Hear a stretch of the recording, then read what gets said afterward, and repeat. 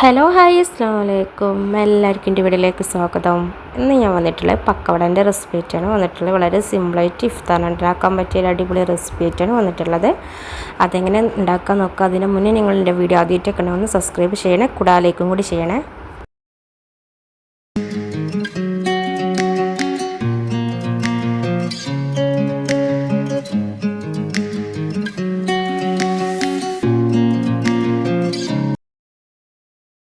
പിന്നെ ഇതാ 2 സവാള എടുത്തിട്ടുണ്ട്. ചെറുതാക്കി മുറിച്ചിട്ടുള്ള 2 സവാളാണ് എടുത്തിട്ടുള്ളത്. ഒരു മീഡിയം സൈസാണ് എടുത്തിട്ടുള്ളത്. പിന്നെ ഇതിലേക്ക് ആവശ്യത്തിനുള്ള വെളുത്തുള്ളി, അതുപോലെ തന്നെ ഇഞ്ചി, മല്ലിച്ചപ്പ്, കറിവേപ്പില, അതുപോലെ തന്നെ പച്ചമുളക്. എരിവിനനുസരിച്ച് പച്ചമുളക് ഞാനിപ്പോൾ 2 പച്ചമുളകാണ് എടുത്തിട്ടുള്ളത്. എരിവിനനുസരിച്ച് പച്ചമുളക് ഇട്ടെടുക്കാം. പിന്നെ കറിവേപ്പില കുറച്ച് കൂടുതൽ തന്നെ എടുക്കാം. പിന്നെ ഇതാ ഇതിലേക്ക് ഇനി ആവശ്യത്തിനുള്ള കടലമാവ് ഇട്ടെടുക്കണം. അപ്പോൾ ഇതാ ഞാൻ 1/2 കപ്പ് കടലമാവാണ് ഇട്ടെടുത്തിട്ടുള്ളത്. ഇനി ഇതിലേക്ക് 2 സ്പൂണ് അരിപ്പൊടി ഇട്ടെടുക്കുന്നുണ്ട്. അരിപ്പൊടി എന്തിനാണെന്ന് വെച്ചാൽ ഒന്ന് ക്രിസ്പി ആയിട്ട് നിൽക്കാൻ വേണ്ടിയിട്ടാണ് ഞാൻ അരിപ്പൊടി ഇട്ടെടുക്കുന്നത്.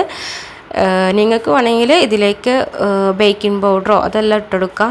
ഞാനിപ്പോൾ അതൊന്നും ഇട്ടെടുക്കണില്ല.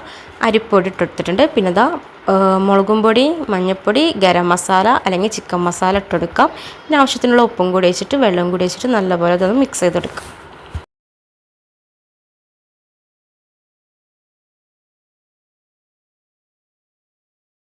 ഞാനിതാ നമ്മൾ നന്നായിട്ട് മിക്സ് ചെയ്തെടുത്തിട്ടുണ്ട്.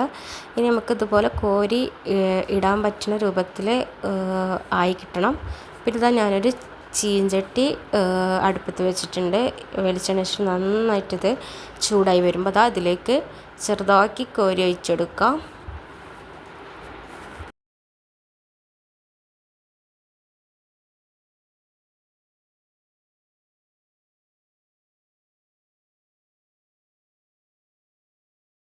അതാ ഒരു ഭാഗം ഒന്ന് കുക്കായി വരുമ്പോൾ ഇതാ ഞാനൊന്ന് തിരിച്ചിട്ട് കൊടുക്കുന്നുണ്ട്. കടലമാവ് ഒന്ന് കുക്കായി വരാൻ കുറച്ച് ടൈം പിടിക്കും. അപ്പോൾ തീ കുറച്ച് വെച്ചിട്ട് വേണം നമ്മളിത് ഫ്രൈ ചെയ്തെടുക്കാൻ വേണ്ടിയിട്ട്. പിന്നെ ഇത് കളറൊന്ന് മാറുമ്പോൾ ഞാൻ അതാ ഇതിൽ നിന്ന് കോരി മാറ്റി വെക്കുന്നുണ്ട്. പിന്നെ ഇതുപോലെ തന്നെ എല്ലാതും ഇതുപോലെ തന്നെ പൊരിച്ചെടുക്കുക. അപ്പോൾ ഇതാ കളറൊന്ന് മാറി വരുമ്പോൾ ഇതാ ഞാനിത് നിന്നൊന്ന് കോരി മാറ്റുന്നുണ്ട്. അപ്പോൾ ഇതാ നമ്മളെ പൊക്കവട ഇവിടെ റെഡി ആയിട്ടുണ്ട്. നല്ല അടിപൊളി ടേസ്റ്റ് ആയിട്ടുള്ള പൊക്കവടയാണ്.